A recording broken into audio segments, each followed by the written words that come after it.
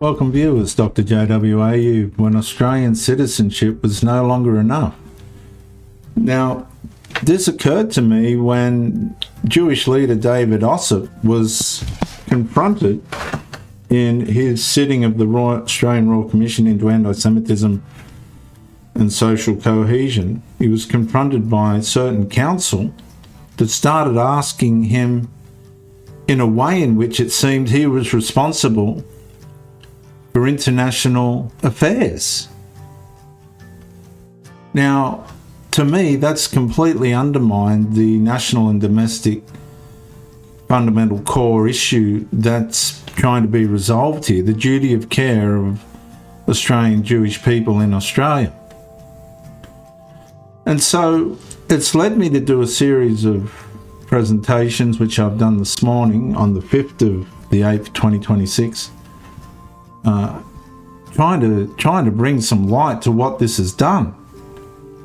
When Australian citizenship was no longer enough, that's what it appears to be, given what happened yesterday, and why Justice Bell did not stop this before it started has left people wondering what is going on in there.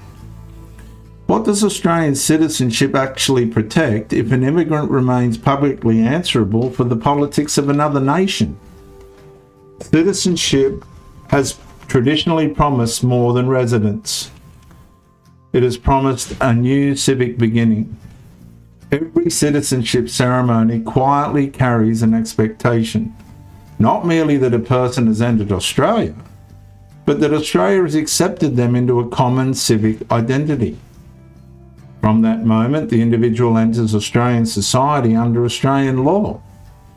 Their obligations become Australian, their rights become Australian, their protection becomes Australian.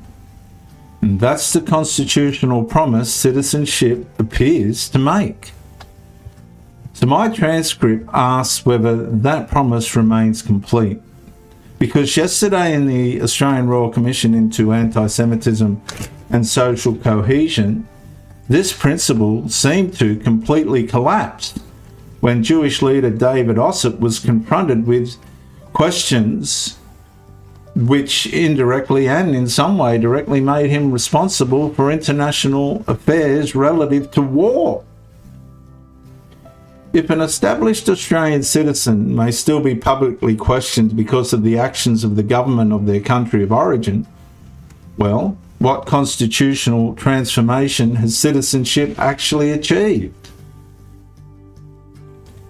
Viewers, the issue is not whether immigrants stop caring about events overseas. That's not the point. Many naturally continue caring deeply.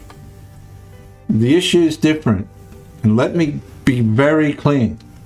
Does Australia continue treating these people through the political identity they arrived with, or through the civic identity they acquired as positioning themselves as Australian?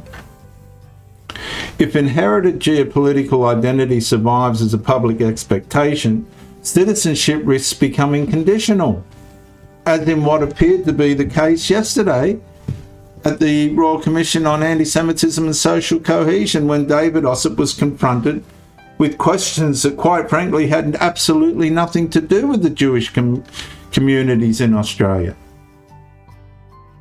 Does the passport change? The constitutional assumptions don't.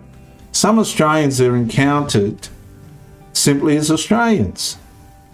Others first encounter an unspoken qualification. Where were you born? Where did your parents come from? What was your ancestral government? What have they done? What is your position on events occurring overseas?